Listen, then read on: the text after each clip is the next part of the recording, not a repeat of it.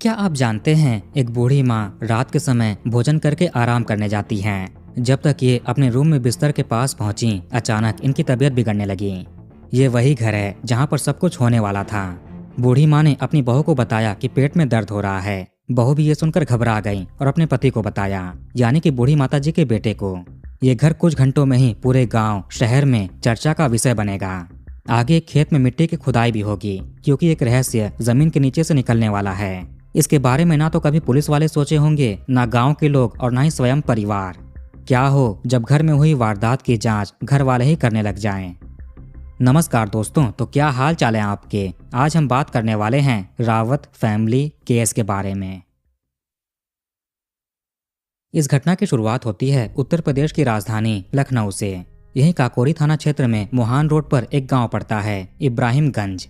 ये इलाका शहर के थोड़ा बाहरी इलाके में है। यहाँ पर अधिकतम लोग खेती बाड़ी के काम से जुड़े हुए हैं।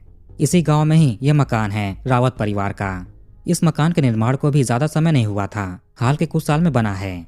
तो घर के मुखिया हैं दिग्गज रावत, जो करीब 70 साल के हैं। इनकी पत्नी का नाम है शांति देवी, ये 68 साल की हैं। इनके 3 बच्चे थे, एक बेटी और 2 बेटे। भाई बहनों में सुनीता रावत सबसे बड़ी थी। इनकी शादी हो चुकी है और ये ससुराल में रहती। दूसरे नंबर पर है मुन्नू लाल, ये मानसिक रूप से ठीक नहीं।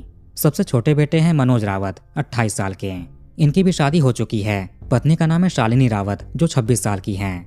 मनोज और शालिनी का 3 साल का एक बेटा भी है। ये परिवार भी गांव के नॉर्मल परिवारों में से एक था। घर के मुखिया दिग्गज जी सब्जी बेचने का काम करते थे। सबसे छोटे बेटे मनोज खेती बाड़ी देखा करते हैं। वहाँ का काम पूरा होने के बाद ये भी पिता के साथ सब्जी बेचते हैं। देखा जाए तो पूरे परिवार की जिम्मेदारी अब 2 ही लोग पर थी, एक तो मनोज और दूसरी इनकी पत्नी शालिनी। क्योंकि माता पिता तो काफी बूढ़े हो चुके हैं। बड़े भाई मुन्नू लाल तो मानसिक रूप से स्टेबल नहीं। फिर भी सब कुछ ठीक चल रहा था। पक्का मकान बना लिया, खेती बाड़ी और सब्जी बेचने का काम भी अच्छा चल रहा था। कुल मिलाकर स्टेबल फैमिली थी। 5 अप्रैल 2026 संडे का दिन है। घर पर पूरा परिवार मौजूद था। रात के करीब 8 बजे के आसपास भोजन करके सभी लोग अपने अपने कमरे में आराम कर रहे थे। इसी दौरान किचन में काम कर रही शालिनी अपनी सासू माँ शांति देवी की आवाज सुनती हैं। अभी उनको कमरे में देखने के लिए गईं। आखिर क्या बात है। शांति जी के पेट में दर्द शुरू होने लगा था। तुरंत बहू जाकर पति मनोज को बताती हैं, वो भी माँ को देखने आए।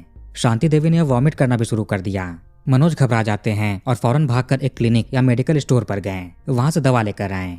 अभी तक उतना कुछ सीरियस नहीं लग रहा था। जब तक बेटे दवाई लेकर आए, पता चला कि माँ को वॉमिट के साथ साथ दस्त भी शुरू हो गए, यानी बार बार टॉयलेट जाने लगी।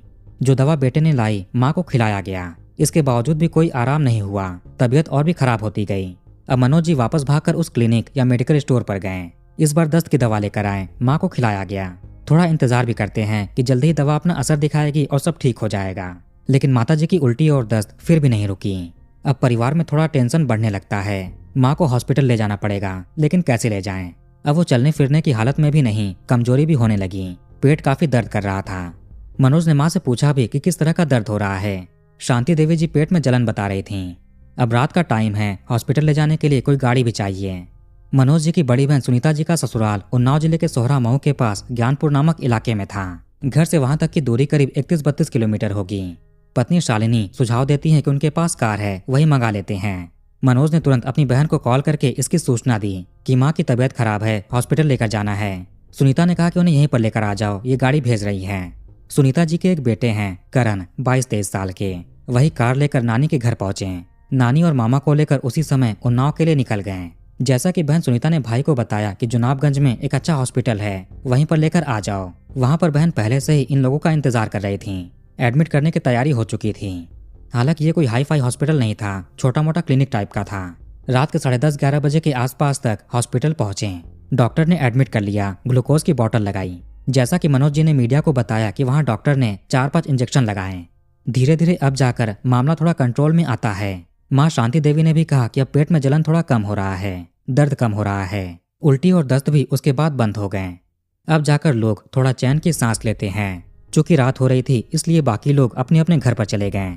लेकिन भाई मनोज और बहन सुनीता हॉस्पिटल में ही रहते हैं। डॉक्टर ने मनोज से पूछा भी कि घर पर क्या हुआ था, क्या खा लिया था जो ऐसी दशा हो गई। खैर जो भी हो, अब शांति देवी हॉस्पिटल में आराम से सो जाती हैं। उनके सोने के बाद भाई बहन भी वहीं पर आराम करने लगे। अब भोर के 2 बजे का टाइम हुआ। डॉक्टर वापस शांति देवी को चेक करने आए। इस बार उनका चेहरा थोड़ा अजीब ढंग से लगने लगा। उनकी सांसें भी नहीं चल रही थीं। ये देखकर डॉक्टर मनोज को जगाते हैं। वो भी माँ को देखकर हैरान हुए। डॉक्टर ने कहा कि फौरन इनको यहाँ से ले चलना होगा, वेंटिलेटर पर रखना पड़ेगा, किसी बड़े हॉस्पिटल ले जाना होगा, जल्दी से गाड़ी मंगाओ। पर अभी भोर के 2 बज रहे थे, इस समय कौन आएगा, सभी घर पर सो रहे होंगे। पास में ही दरोगा खेड़ा करके एक जगह है। जैसे तैसे माँ को वहाँ के हॉस्पिटल ले गए, लेकिन उस टाइम अस्पताल में डॉक्टर मौजूद नहीं थे। अस्पताल में ही काम करने वाली एक महिला कर्मचारी देखने के लिए आई। उन्होंने सुझाव दिया कि इनको लारी लेकर जाइए, ये लखनऊ के KGMU के पास है। ये जगह जुनाबगंज से करीब 26-27 किलोमीटर दूर था। 1 घंटे आराम से लग जाएंगे, लेकिन इनके पास इतना टाइम नहीं। जुनाबगंज में ही एक प्रसाद हॉस्पिटल है, अब वहाँ लेकर जाते हैं। प्रसाद हॉस्पिटल में शांति देवी को चेक करते ही डॉक्टर्स ने बोल दिया कि अब ये नहीं रही। इसके बाद भोर के 4 बजे तक उन्हें वापस घर ले आते हैं, इब्राहिमगंज। चूंकि मनोज जी शुरू से ही, यानी जब से तबीयत खराब हुई तब से उनके साथ भागा दौड़ी कर रहे हैं। ऊपर से माँ की उम्र को भी देखकर लगा कि शायद यही किस्मत में लिखा होगा, ऐसा ही जाना था। इसमें किसी को भी शंका नहीं लगती है, संदेह नहीं हुआ। रिश्तेदार इत्यादि इकट्ठा हुए। इसी 6 अप्रैल की शाम तक उन्हें घर के पास ही एक खेत में दफन कर दिया गया। कई लोग दाह संस्कार करते हैं तो कई लोग दफनाते भी हैं। उनकी उम्र को देखकर और जिस प्रकार से तबीयत खराब हुई, सभी लोग संतोष कर लेते हैं कि यही होना था। मनोज जी केवल 11वीं तक पढ़े हैं, उसके बाद पढ़ाई छोड़ दी और काम करने लगे। इनकी जो पत्नी है शालिनी, वो 10वीं तक पढ़ी है। शालिनी का मायका बंथरा लाल खेड़ा में है। मनोज और शालिनी की शादी को करीब 4 साल हो चुके हैं। 3 साल का एक बेटा है। 5 अप्रैल की रात को शांति देवी की तबीयत खराब हुई थी और फिर 6 अप्रैल को उनका अंतिम संस्कार हो गया। इस केस को लेकर एक वीडियो भी वायरल हो रहा है, जिसमें पूरा परिवार और समाज के लोग घर में बैठे हैं और आपस में बातचीत कर रहे हैं। अब इनमें क्या बात हो रही थी, इसके बारे में आपको थोड़ी देर में बताते हैं। रिश्तेदार इत्यादि तो घर में इकट्ठा थे ही। 7 अप्रैल की रात को घर में कुछ बातचीत होने लगी। शांति देवी को पहले कभी इस तरह की दिक्कत नहीं हुई थी। हालांकि छोटी मोटी चीजें हुई, लेकिन इतनी तबीयत पहले कभी नहीं खराब हुई। ऊपर से किसी प्रकार की कोई बीमारी भी नहीं थी, गैस की प्रॉब्लम नहीं, बुढ़ापे में भी बिल्कुल हेल्दी थी। फिर भी अचानक ऐसा क्या हो गया। मनोज भी रिश्तेदारों की बातें सुनकर थोड़ा सोचते हैं। घटना वाले दिन यानी 5 अप्रैल का दिन भी बिल्कुल नॉर्मल था, अचानक रात में वो सब कैसे हो गया। जुनाबगंज के हॉस्पिटल जब ले गए और डॉक्टर से बात की थी, उन्होंने बोला कि कुछ गलत चीज खाने की वजह से ऐसा हो सकता है, और वैसे भी डिनर करने के कुछ देर के बाद ही तबीयत खराब हुई थी। उसी दौरान की बातें मनोज के दिमाग में घूमने लगी। 5 अप्रैल की रात को भी हमेशा की तरह 2 रोटियां और सब्जी माँ को परोसी गई थी। तब बाकी लोग भी भोजन कर रहे थे। उस दौरान माँ ने बेटे से कहा कि रोटी का टेस्ट थोड़ा अजीब लग रहा है, कड़वा स्वाद लग रहा है, लेकिन बाकी सबको तो नॉर्मल लग रहा था। जैसे तैसे माँ 1.5 रोटी खाती हैं और बाकी आधी रोटी छोड़ दिया। उसके बाद आराम करने चली गई। माँ ने कहा कि रोटी कड़वी लग रही थी। उधर डॉक्टर ने बोला कि कुछ गलत चीज खाने की वजह से हुआ। यही सब सोचकर मनोज अपनी पत्नी शालिनी के पास गए। उनसे पूछा कि माँ ने जो रोटी छोड़ी थी वो कहाँ पर है। शालिनी बोली कि उसे तो घर के बाहर रोड के किनारे रख दिया था। मनोज जी उस रोटी के टुकड़े को लेने गए, पर वो वहां पर नहीं था। हो सकता है कि कोई स्ट्रे डॉग उठा ले गया हो। चूंकि इनका घर अभी नया नया बना था, काफी सारे काम करवाने भी बचे हुए थे। इसी वजह से घर में कुछ मोरंग रखा हुआ था, लाल बालू भी बोलते हैं। परिजनों को मोरंग में ही एक पॉलिथीन बैग मिला। उसके अंदर ही वो रोटी का आधा हिस्सा रखा हुआ था। साथ ही एक दवाई की शीशी भी मिली। अब आखिर इसे किसने यहाँ पर रखा होगा। मनोज ने वापस अपनी पत्नी से बात किया। भोजन तो तुमने ही सबके लिए बनाया था। तुमने कहा कि रोटी का टुकड़ा बाहर रखा था, आज मोरंग में कैसे मिला। शालिनी जवाब देती है कि इसको नहीं पता। डॉक्टर ने सासू माँ का इलाज सही से नहीं किया, समय रहते आप लोग उनको सही अस्पताल नहीं ले गए, तभी उनका स्वर्गवास हो गया। इसमें इनकी क्या गलती है। रोटी तो सबने खाई थी, फिर केवल सासू माँ की तबीयत कैसे खराब हो सकती है। वैसे शांति देवी का पोस्टमार्टम नहीं करवाया गया था, उसी तरह ही अंतिम संस्कार कर दिया, खेत में दफन कर देते हैं। मनोज ने कहा कि कब्र की खुदाई करवाकर माँ को बाहर निकालेंगे और पोस्टमार्टम करवाएंगे। उसमें पेट दर्द, उल्टी और दस्त का असली कारण पता चल जाएगा। इससे पहले तुम सच सच बता दो। शालिनी कहती है कि इसे कुछ नहीं पता। अगर आप पोस्टमार्टम करवाना चाहते हैं तो जरूर कराइए। अगर इसने कुछ गलत किया है तो जेल जाने को तैयार है, इसे कोई दिक्कत नहीं। पति पत्नी के बीच थोड़ी नोकझोंक होती है। मनोज को संदेह था कि शालिनी ने रोटी में कुछ मिलाया था, तभी केवल माँ को ही रोटी कड़वी लगी। लेकिन शालिनी इन सबसे इनकार कर रही थी। जो जांच करवाना है करवा लो, गलत किया होगा तो जेल जाने को तैयार है। अब अगला दिन 9 अप्रैल आया। मनोज अपने गांव के प्रधान के पास गए। उन्हें भी सभी चीजों की जानकारी थी। अब घर में ही पंचायत बैठती है। गांव के प्रधान, बीडीसी कर्मचारी और मनोज के एक चाचा जी, ये तीनों लोग बहू से बात करते हैं। आज तक कभी सासू माँ से कोई बहस नहीं हुआ, झगड़ा नहीं हुआ, कोई दुश्मनी भी नहीं है, फिर ऐसा क्यों करेगी। इन्हीं सब चीजों के बीच इस परिवार में एक लड़का था जो थोड़ा घबरा रहा था। मनोज जी के अनुसार उसका नाम है सतीश। वो चचेरी बहन का बेटा है। उसकी उम्र 18 साल से कम है। चाचा जी के देहांत के बाद उनकी बेटी मायके में ही रहने लगी। उसी का बेटा है सतीश। इसका घर मनोज के घर के सामने था। सतीश ने अपने घर पर बताया कि शालिनी भाभी ने इससे 2 बार खेतों में यूज होने वाली दवाई मंगाई थी। जो फसलों को कीड़े मकोड़े खरपतवार से बचाने के लिए होता है। वो एक तरह से जहरीला पदार्थ होता है। जिन घरों में खेती बाड़ी होती है वहां पर ऐसी दवा मंगाना या होना आम बात है, पर रावत परिवार के घर में जैसी घटना हुई उसमें ऐसी दवा मंगाना, और वो भी शालिनी के द्वारा, ये एक हैरान करने वाली बात थी। वो तो कोई खेती बाड़ी करती नहीं, फिर उसे क्यों चाहिए। सतीश को उसकी फैमिली लेकर पंचायत में आई। अब सतीश सबके सामने बताता है कि भाभी ने 2 बार दवा मंगाई थी। इस पर शालिनी बोली कि वो इसने अपनी नानी को भेजने के लिए मंगाई थी, उनको इसकी जरूरत है। वैसे शालिनी के नानी का घर यहाँ से केवल 2 किलोमीटर ही दूर था, पैदल भी जा सकते हैं। मनोज ने कहा कि अभी तुम्हारी नानी को लेकर आता हूँ, उनसे ही पूछा जाएगा दवा उन्होंने मंगाई या नहीं। इसी बीच गांव के जो प्रधान थे और बाकी सीनियर लोग, इन्होंने थोड़ी समझदारी से काम लिया। शालिनी बार बार अपने बयान बदल रही थी, जिस वजह से इनको भी उन पर डाउट होने लगा, लेकिन वो मान नहीं रही थी।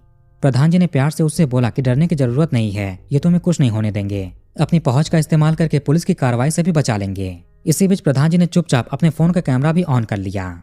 ये वीडियो उसी समय का है। घूंघट में यही शालिनी है। इससे पूछा गया कि किसके कहने पर तुमने वो सब कुछ किया। ये नाम बताती है, करण। वही करण जो मनोज की बहन सुनीता का बेटा है। मनोज उसका सगा मामा लगता और शालिनी मामी। इससे पूछा गया कि प्लान कब से कर रही है। कहा कि 1.5-2 महीने से। करण और शालिनी की प्लानिंग पूरे परिवार को ही साफ करने की थी, यानी कि नाना, नानी, मामा, सभी लोग। जब डॉक्टर ने जवाब दे दिया कि अब शांति देवी नहीं रही और उनके अंतिम संस्कार के लिए वापस उन्हें घर लाया गया, तब करण भी उनके साथ आया था। ये सुबह तक घर पर ही रहता है, फिर चला गया। करण ने शालिनी को फोन करके बोला कि जो होगा तुम देख लेना, बस इसका नाम नहीं आना चाहिए।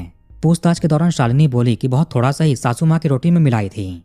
सतीश ने कहा था कि भाभी ने इसे 2 बार दवाई मंगाया था। इस पर शालिनी कहती है कि पहली बार 10 दिन पहले मंगाया, उस टाइम लिक्विड दवा थी, उसको चाय में मिलाकर सासू माँ को दिए, लेकिन वो चाय पीती नहीं है। उनको एक तय समय पर चाय पीने की आदत थी, लेकिन इत्तेफाक से उस दिन उन्होंने चाय नहीं पिया, जिस वजह से वो बच गईं। दूसरी बार दवा 4 अप्रैल को मंगाया 200 रुपए में। इस बार पाउडर वाली दवा थी। उनके जाने के बाद ससुर जी की बारी थी, उसके बाद पति की। लेकिन शालिनी आखिर भांजे के साथ मिलकर ऐसा क्यों करना चाहती थी। परिवार के सामने ही शालिनी 9 अप्रैल को सब कुछ स्वीकार कर लेती है। 10 अप्रैल को मनोज सीधे काकोरी पुलिस स्टेशन पहुंचे। वहां पुलिस को सारी चीजें बताईं। पुलिस की एक टीम घर पर आती है। मनोज जी की तहरीर पर उन्होंने करण और शालिनी पर BNS 103 का मामला दर्ज कर लिया। ये वाला वीडियो 10 अप्रैल का है। घर पर काफी भीड़ लगी हुई है। महिलाएं घर के बाहर बैठी हैं। कुछ लोग पुलिस के साथ घर के अंदर भी हैं। पुलिस शांति देवी के कमरे की तलाशी ले रही है।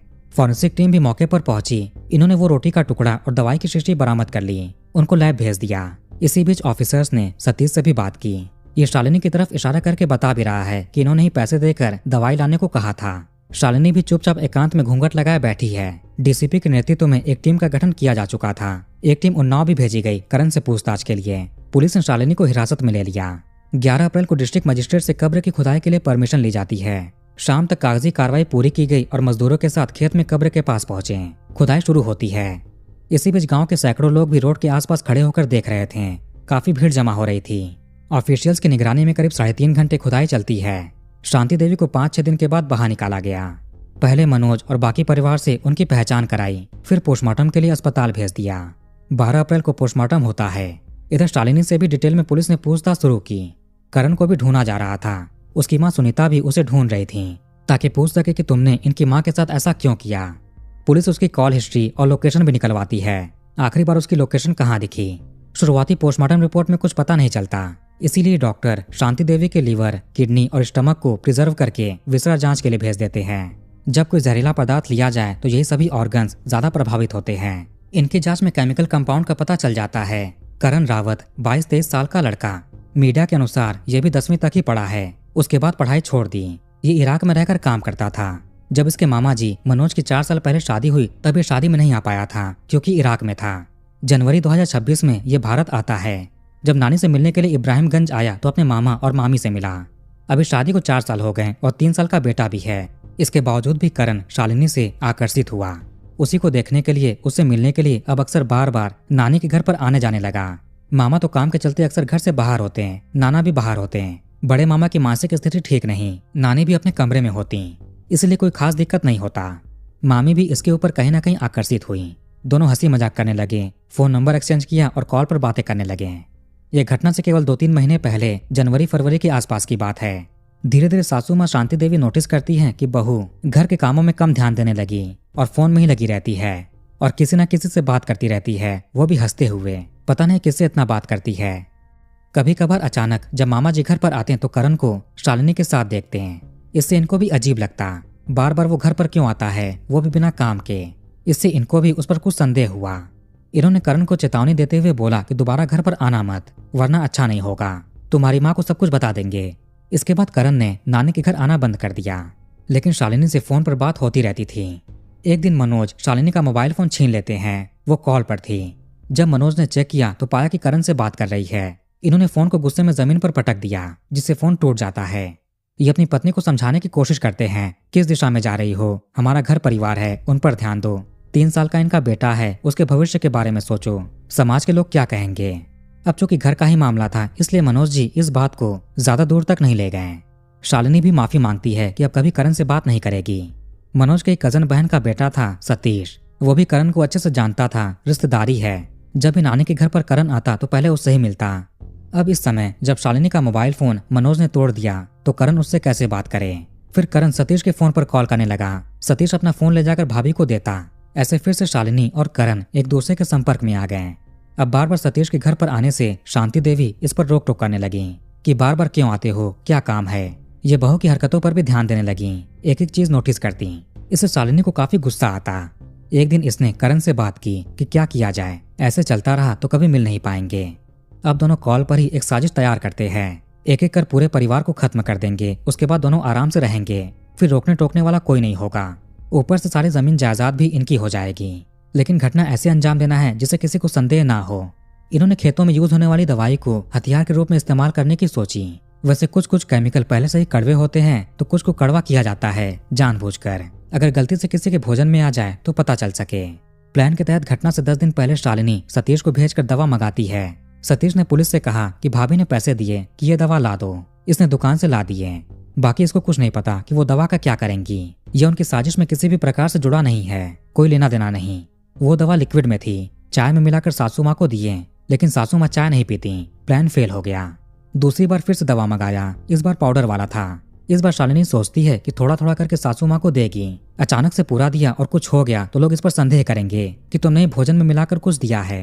घर में 24 घंटे शांति देवी मौजूद रहती थीं, जिस वजह से पहले इनको ही रास्ते से हटाने के लिए चुना। उसके बाद ससुर जी, फिर मनोज। जो कि सासू माँ की उम्र ज्यादा थी, फिजिकली उतनी स्ट्रांग नहीं, अंदर का इम्यून सिस्टम भी उतना प्रभावशाली नहीं था कि किसी बीमारी का या किसी केमिकल का सामना करने की क्षमता रख सके। इसीलिए जब पहली बार रोटी में दवा मिलाकर दिया तभी शांति देवी की तबीयत खराब हो जाती है। अब चूंकि ये सासू माँ को लेकर हॉस्पिटल जाएगी नहीं, मनोज ही लेकर जाएंगे, वरना घर की देखभाल कौन करेगा। इसमें भी एक दिक्कत थी कि पल पल की जानकारी कैसे मिलेगी। इसीलिए शालिनी मनोज से कहती है कि करण को बुला लो, उसके पास कार है। करण से ही पल पल की जानकारी शालिनी को मिलती रहती। भोर के 3-4 बजे तक इनको वो खबर मिल जाती है जिसका बेसब्री से इंतजार था। लेकिन इसमें भी दिक्कत है, क्योंकि सासू माँ ने भोजन करते हुए मनोज को बता दिया था कि रोटी कड़वी लग रही है। अब मनोज ने भी सोचा कि रोटी में कुछ मिला हो सकता है। ऊपर से इनको यह भी पता था कि पत्नी और भांजे का अफेयर चल रहा है, उसके लिए घटना अंजाम दिया होगा। अफेयर के बारे में माँ भी जानती थी और रोक टोक किया करती। प्रधान जी ने जो वीडियो रिकॉर्ड किया था उसे पुलिस को सौंप दिया। पुलिस वीडियो को फॉरेंसिक जांच के लिए भिजवा देती है। इसे भी केस डायरी में ऐड करेंगे, काफी अहम सबूत हो सकता है। रोटी में मिले केमिकल कंपाउंड विश्रा में मिले केमिकल कंपाउंड से मैच करके देखेंगे। साथ ही साथ दवाई की शीशी में बची दवा से भी मैच करेंगे, जिससे साबित हो सके कि वही दवा रोटी में मिलाई गई और वही रोटी शांति देवी ने खाई। पुलिस ने शालिनी से पूछताछ के बाद इसे इसके मायके वालों को सौंप दिए थे। वो लोग इसको लेकर बंथरा लाल खेड़ा चले गए। पुलिस ने और भी सबूत इकट्ठा किए। पुख्ता सबूत मिलने के बाद शालिनी को अरेस्ट किया गया, करण को भी पकड़ लिया गया। इनकी कॉल डिटेल्स में भी लंबी लंबी बातों के रिकॉर्ड मिले। इन्होंने अपना गुनाह स्वीकार कर लिया है। पुलिस जल्दी ही चार्जशीट फाइल कर देगी। चचेरी बहन के बेटे सतीश के कहने पर कि भाभी ने दवा मंगाया था, अगर ये बात सामने नहीं आती तो शायद ये केस कभी खुलता नहीं। हालांकि तब भी खुलता, लेकिन थोड़ा टाइम और लग जाता। पर अगर केस खुलता नहीं तो मनोज के पिता की अगली बारी होती, उसके बाद स्वयं इनकी। तो वीडियो कहीं पर खत्म करते हैं। आप कमेंट करके अपनी राय बताइए। इस वीडियो को लाइक और शेयर जरूर करिए और हमारे चैनल को सब्सक्राइब करके बेल आइकन ऑन कर लीजिए। मिलते हैं नेक्स्ट वीडियो में। धन्यवाद।